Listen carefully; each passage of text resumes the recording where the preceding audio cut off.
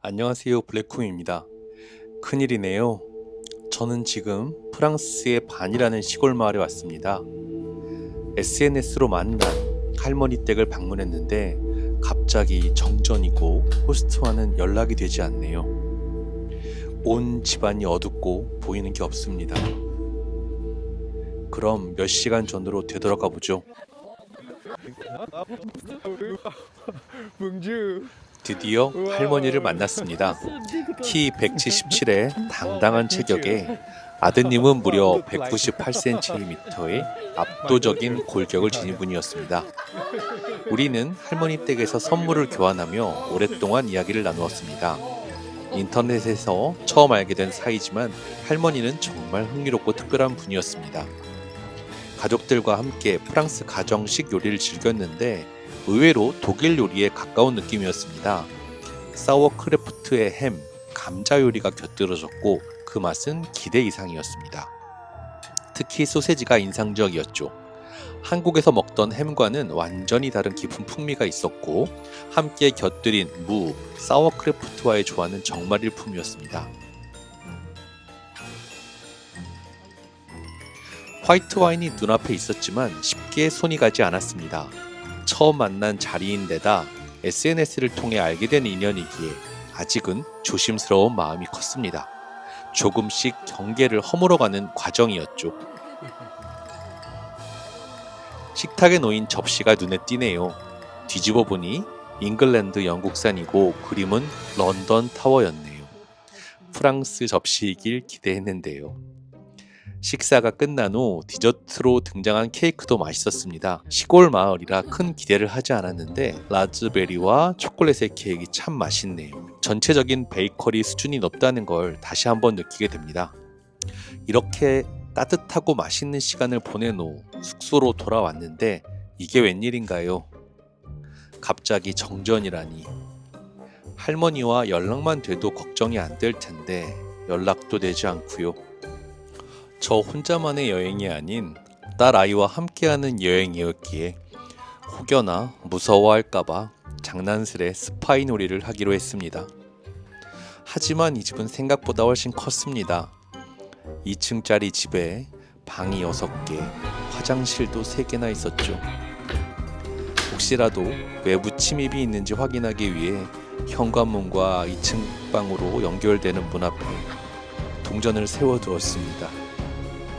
원래 계획은 제가 1층에서 자고 딸아이는 2층에서 재우려 했지만 왠지 불안한 마음이 들어 결국 딸아이 방 침대 아래에서 쭈그리고 자기로 결정했습니다. 하지만 그 전에 먼저 해야 할 일이 있었습니다. 집이 워낙 크다 보니 혹시 다른 사람이 있는 건 아닌지 샅샅이 확인해야 했죠. 어둠 속을 더듬으며 모든 방과 화장실을 하나하나 확인했습니다. 다행히 아무도 없었습니다. 살짝 닫을게. 먼 길을 왔지만 샤워도 하지 않고 침대 아래 바닥에 누워 잠을 청하겠습니다. 무슨 소리야? 강아지 소리?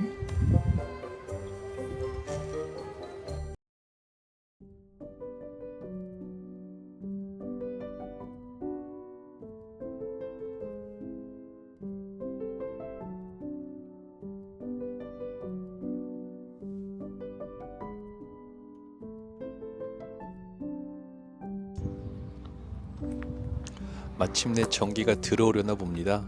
지붕 아래에서 반짝이는 전등빛이 무척 소중하게 느껴지네요. 뒷마당을 바라보니 아침 햇살이 유난히 따뜻하고 특별하게 다가옵니다. 어느 나라든 전통적인 벽돌집이나 고유한 구조의 집들이 있죠. 이곳 브루타뉴는 아르두아즈 지붕이 대표적일 것 같습니다.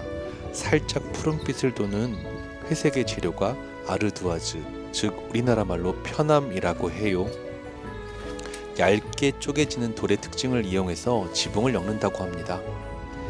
지금은 날씨가 흐리지만 봄이나 여름이 되면 온갖 아름다운 식물이 자라면서 더욱 멋진 집이 될 것 같습니다.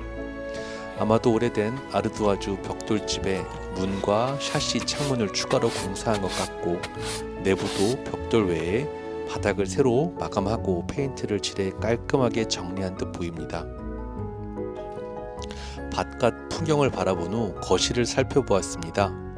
한쪽에는 피아노가 있고 그 맞은편에는 소파가 놓여 있습니다.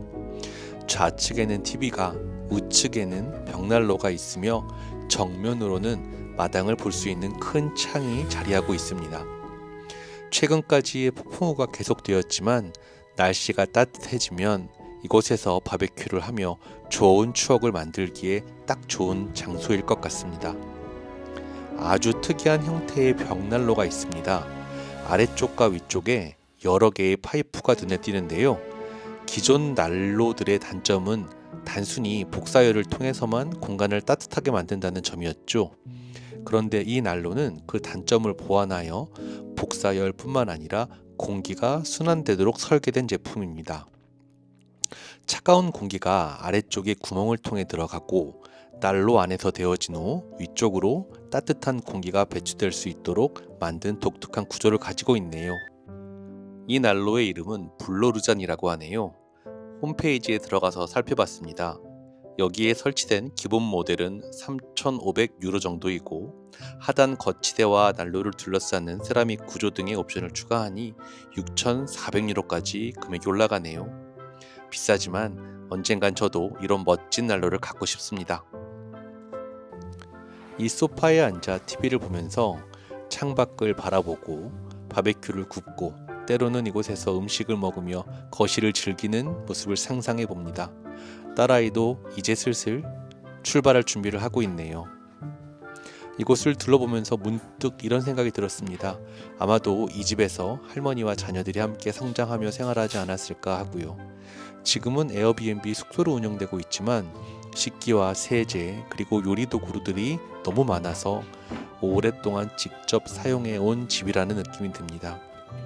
칼도 종류별로 정말 많이 보이는데 모두 오래 사용한 흔적이 있네요. 아마 오랜 기간 동안 사용했던 물건들이 아닐까 싶습니다. 이제는 자녀들이 성장해서 이 집을 에어비앤비 숙소나 손님을 초대하는 공간으로 활용하시는 것 같아요. 주변을 살펴보니 커피 메이커와 토스터기가 눈에 띕니다. 이곳에서 빵을 굽고 커피를 내리고 소세지를 구우면서 아침 식사를 준비하는 모습이 상상해보니 정말 정겨운 분위기가 떠오르네요. 지멘스 브랜드고 그리고 식기세척기, 오븐 겸용 가스레인지 그리고 후드도 보입니다.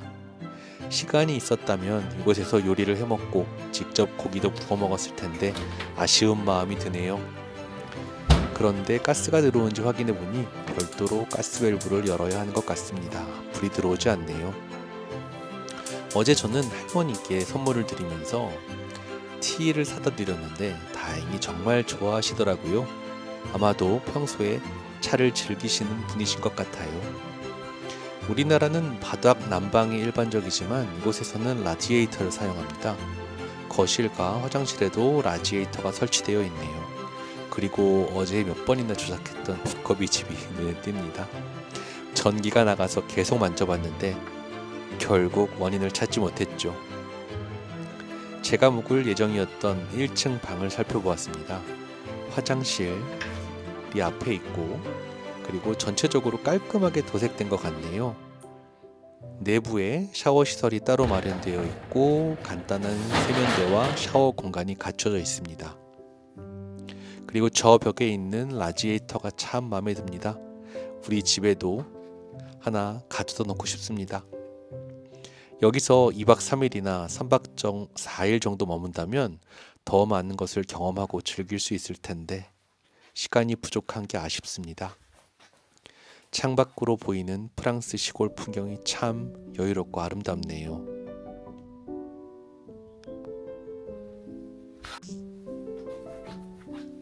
이제 2층을 둘러보겠습니다.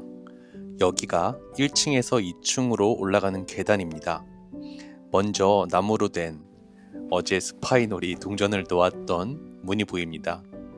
하나하나 계단을 올라가 보면 멋진 2층 공간이 펼쳐집니다. 이 집의 절반 정도만 2층 구조로 되어 있고 그 공간을 활용해 방이 3개 마련되어 있네요. 이곳이 2층의 작은 공간입니다. 저 삼각형 창문이 밖에서 보였던 그 삼각형 벽면과 동일한 것 같네요. 확실히 직선보다 이렇게 삼각형 구조가 미적으로 더 멋스럽고 독특한 느낌을 줍니다. 어제는 밤이 새카맣게 어두웠는데 오늘은 분위기가 또 다르게 느껴집니다. 앤틱한 의자도 눈에 띄고 곳곳에 책이 놓여 있어 더욱 프랑스다운 분위기가 느껴집니다. 가구들도 전체적으로 프랑스적인 감성이 가득하고요. 이곳은 어제 제가 쭈그리고 잤던 방이네요. 같은 공간이라도 상황에 따라 느낌이 정말 많이 달라지는 것 같습니다. 어젯밤에는 창밖으로 별들이 정말 많이 보여서 아름다웠는데 오늘은 또 다른 분위기로 다가옵니다. 방을 나오면 바로 앞에 화장실이 하나 더 있고 그 옆에는 샤워실과 욕조가 있는 화장실이 따로 마련되어 있습니다. 역시 이곳에도 라디에이터가 있는데 정말 하나 가져가고 싶을 정도로 마음에 드네요. 여기에는 참 많은 이케아 제품이 있습니다. 2층도 그렇고 1층도 그렇고 꽤 많은 이케아 제품이 놓여 있네요. 여기는 또 다른 방입니다. 만약 가족과 함께 온다면 와이프는 이 방에서 자면 좋겠다는 생각이 듭니다. 이렇게 2층까지 모두 둘러보았습니다. 무르타뉴의 작은 도시인 반의 에피소드를 마치고 다음 장소인 르망으로 이동해 보겠습니다. 시청해주셔서 감사드리며 더 멋진 프랑스 숙소를 바로 다음 편에 소개해 드릴 예정이니 구독과 좋아요 눌러주시면 감사드리겠습니다.